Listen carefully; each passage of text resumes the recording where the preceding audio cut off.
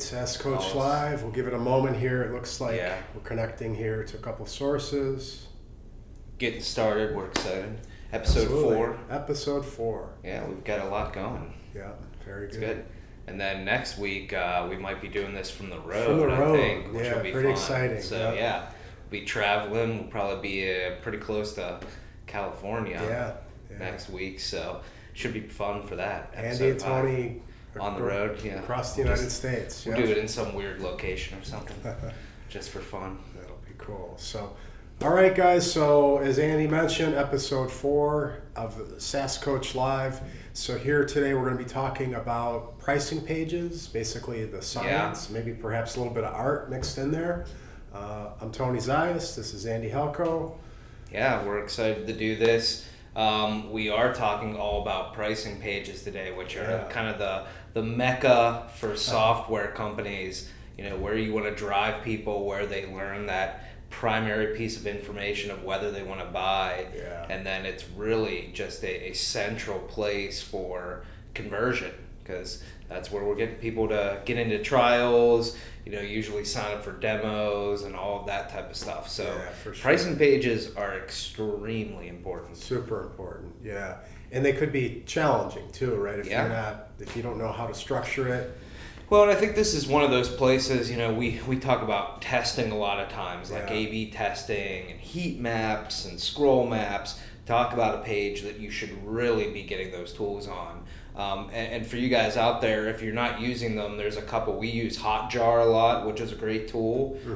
It'll show you where people are moving on the page, what areas they're hovering over the most or clicking on, what the scroll of the page is, like how far people are going. There's a couple other great ones that are out there, but pricing pages are, for a SaaS company, that's like one of the first places that we install Hotjar, besides maybe a homepage, to really get a sense of what are people doing on the site. What are some indications if you're using something like a heat map to know that something is maybe confusing or not working well? Obviously, we know where people are spending a lot of time and clicking through, but what are some telltale signs that you see that that, hey, this is maybe too confusing, people don't know what to do next, or there's not a lot of interest? I think scroll rate's one of those for sure, is that if people aren't getting further down the page, especially if you've got important information and you've got a low conversion rate, you'll sometimes see that.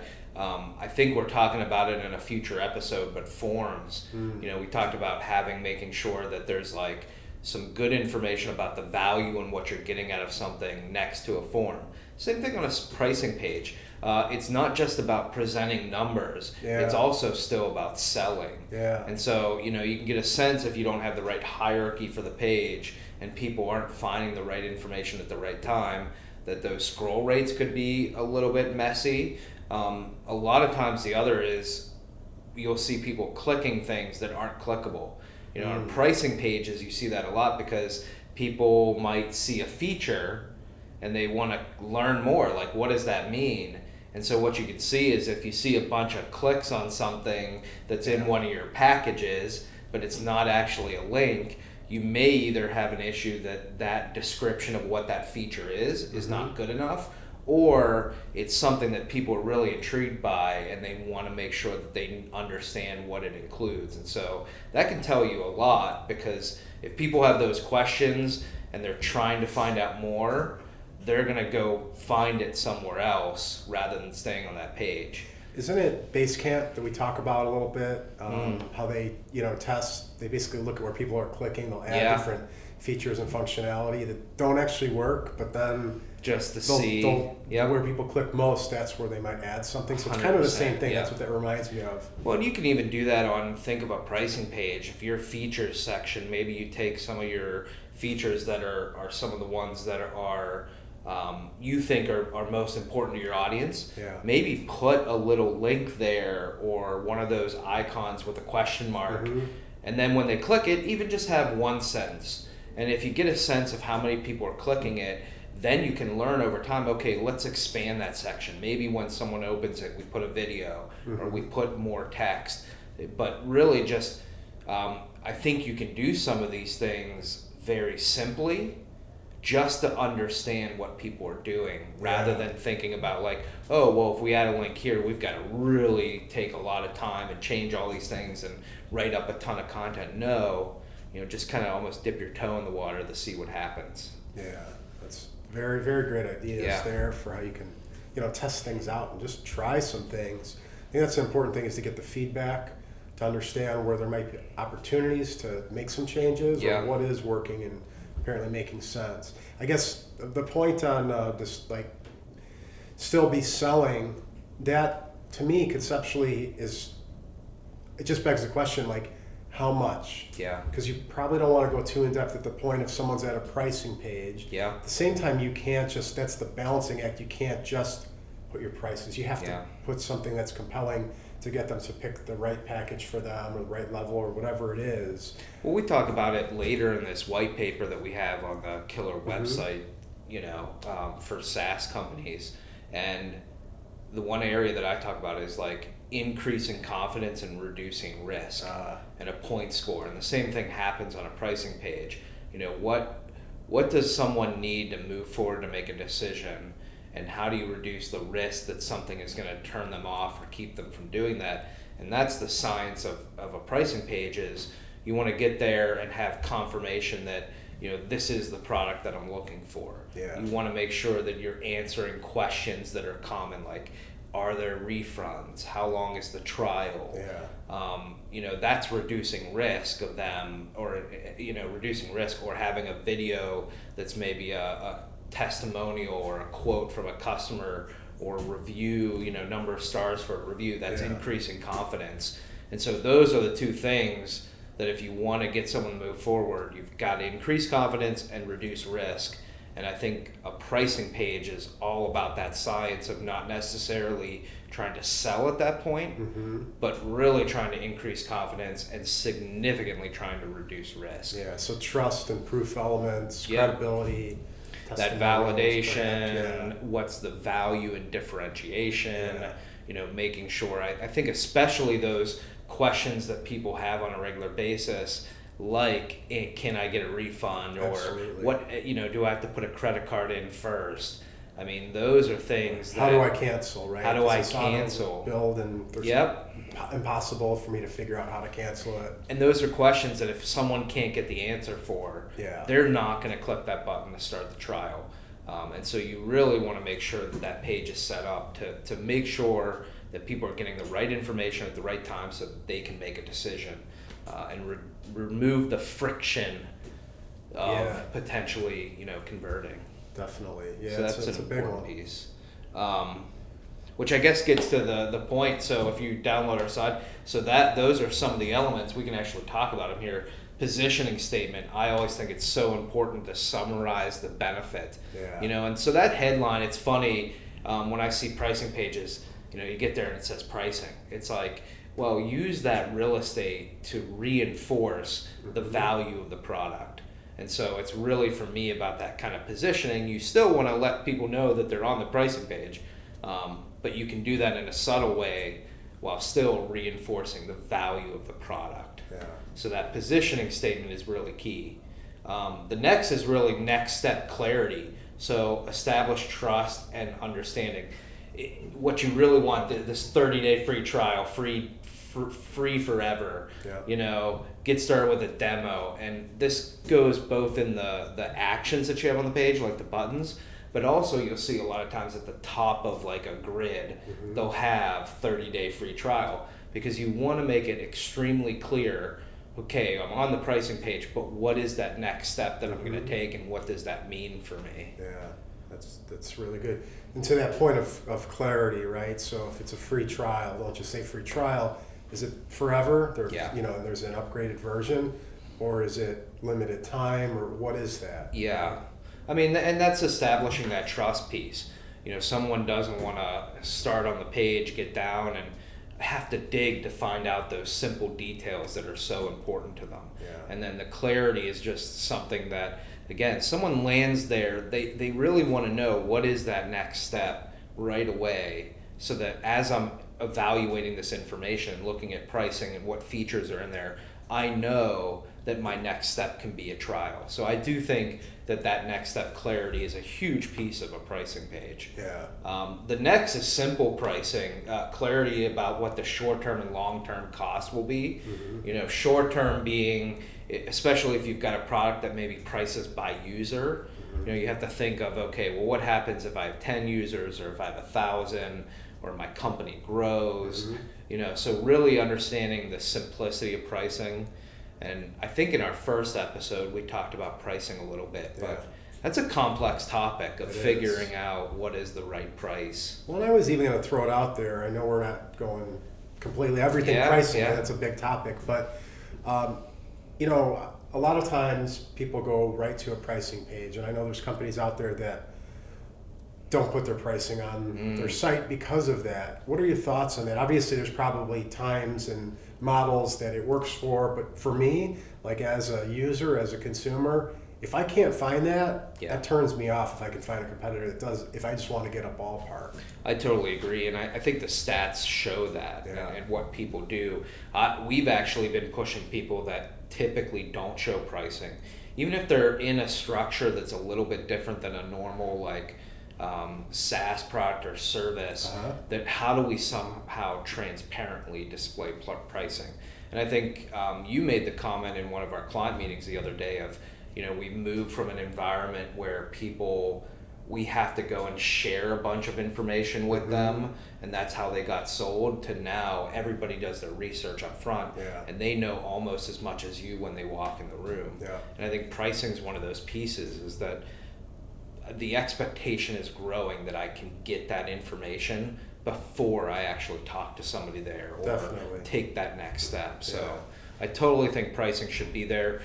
And for people that are trying to figure out what the price of their product is, look, there's a lot of VCs and other people that say they have a science behind it. You do have to look at, what else is in the marketplace, what is the value to the customer, all of these different pieces to figure out what is the right structure for your pricing.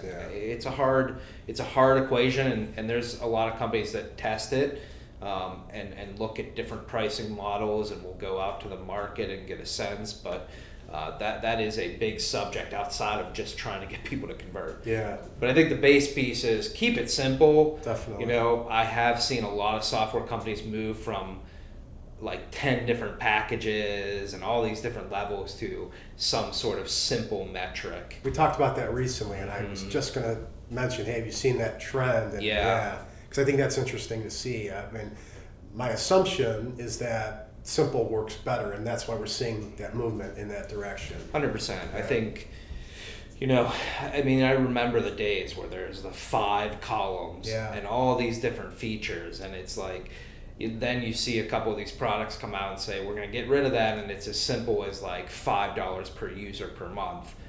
What is that number that helps you equate what the size of the package needs to be for the company, if you're doing it by size, or the amount of file space, or whatever it is, but how can you simplify it for people? And that's sometimes a battle for me working with clients is, they want to have all these complex pricing models and levels, and it's like, there has to be a way to just bare bones it down so it's easy to consume and understand. Complexity can be that conversion killer, I think, on any page at any point in time. Conversion killer for sure. Validation we talked about.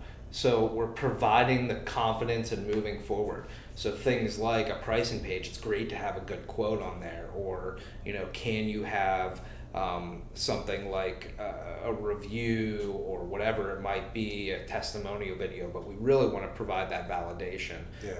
You're seeing a lot in the enterprise software space, the Net Promoter Score, which is a very simple metric of, do people like this? And so there has to be something, I think, at that stage that you're presenting this primary conversion to validate the fact that there are other people that support this. And I think that talks to the idea of, there's the right brain and the left brain, right? So the left brain is the logical side, and it's pricing, so just put your prices there. Let's try to get a simple model, something that makes sense. But at the same time, human beings are still persuaded. They're still going to make emotional decisions. It's still, and in this case, it's not emotional like maybe some type of B2C, you know, depending on this could be B2C here, but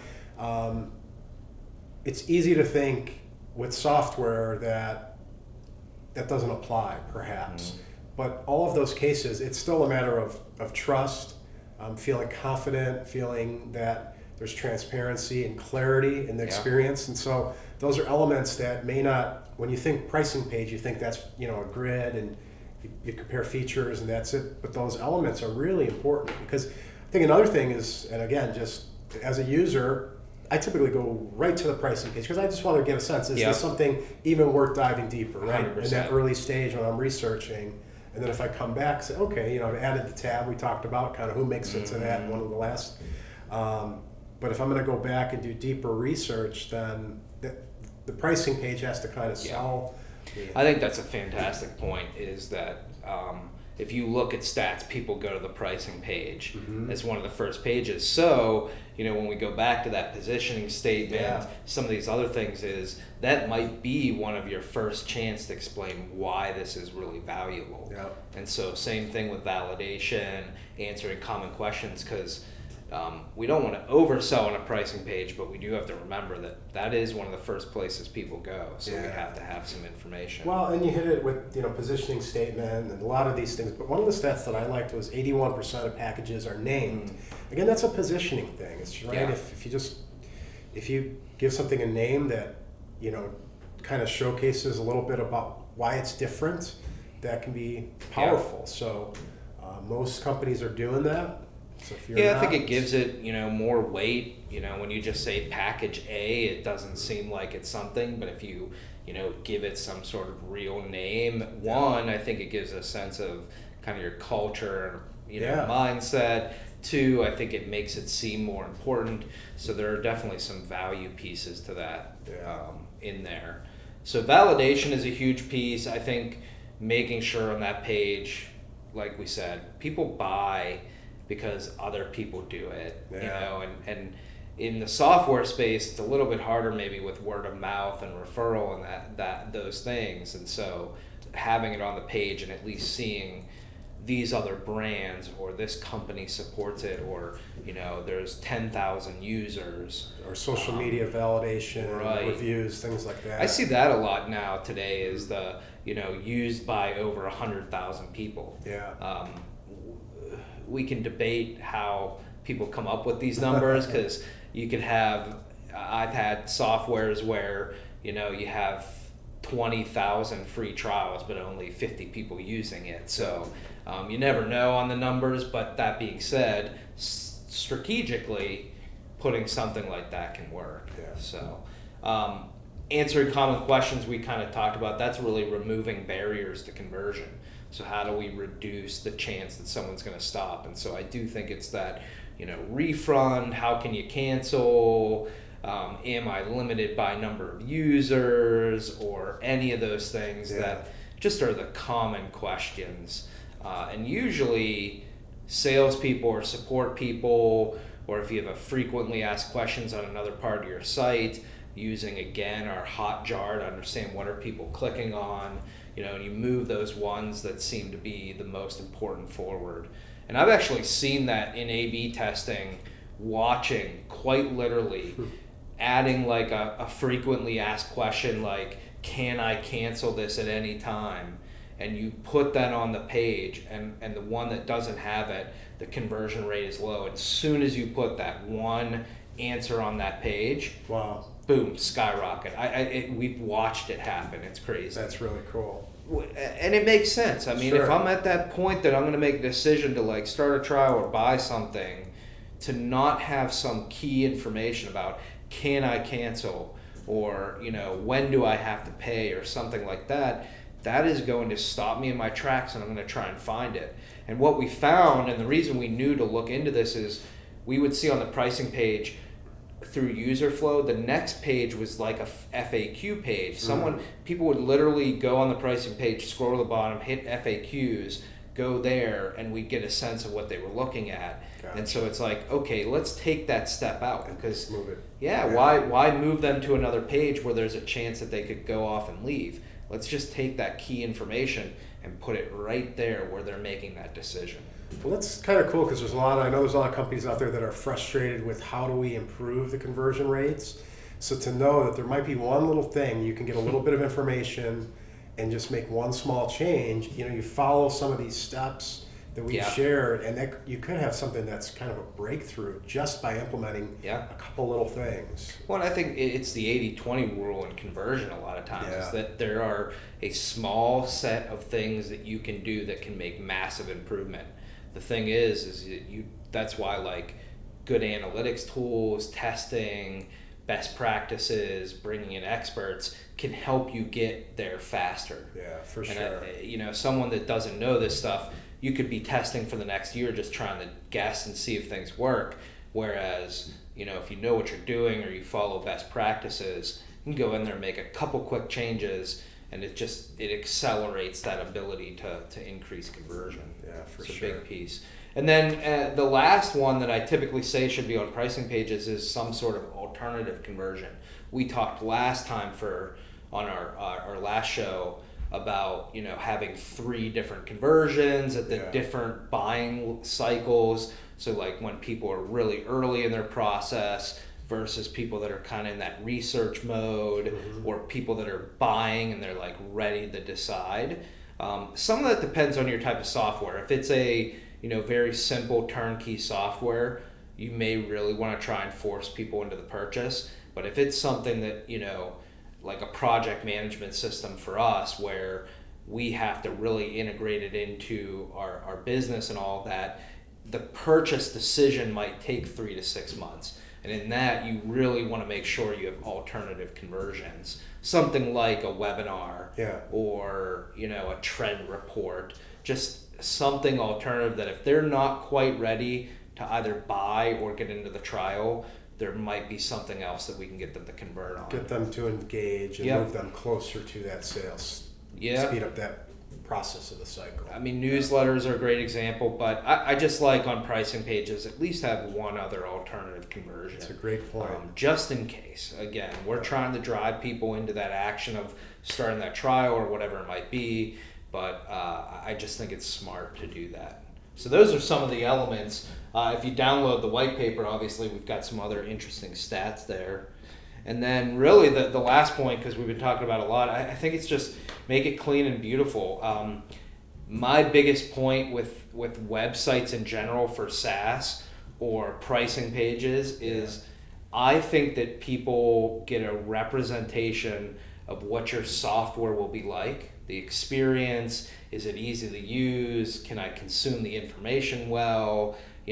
Does it just have a good feel to me? And that experience on the site and on the pricing page to them represents what will happen in the product. And so if you have a bad experience, you don't have a good design, you're not taking that seriously, you're significantly decreasing your conversion, not just because it's hard to use, but also because I think people's expectation of what they're going to get lowers. Yeah, absolutely. Now that makes total sense, because that's part of the initial experience is what they're going through here. Yeah. It's almost like you go to a car dealership, right? If you go to a luxury high-end and you're treated really well and it's a great experience, that you're thinking of that product, that brand in that manner. And with software, we're expecting something similar, right? Because let's say it's web-based, right? I'm expecting a similar experience to this when I get the product. So super important. And I mean, this applies for any business, but if you're an accountant, you might be able to get away with,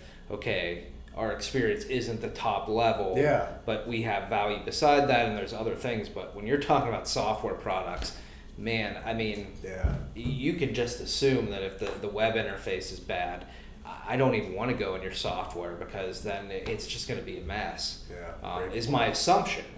And so that's one thing. So you really do have to look at the layout, the messaging, and the design, and all of these things to just have it right at the end of the day.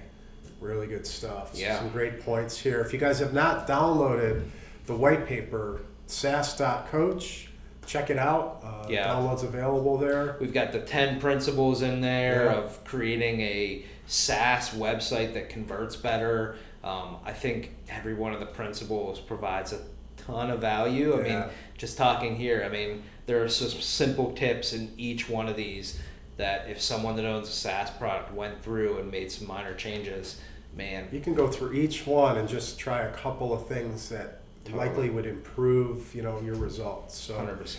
Check it out. Next week, as Andy mentioned, we're going to be on the road. We're driving from Cleveland, Ohio. We're going out to San Francisco. That's right.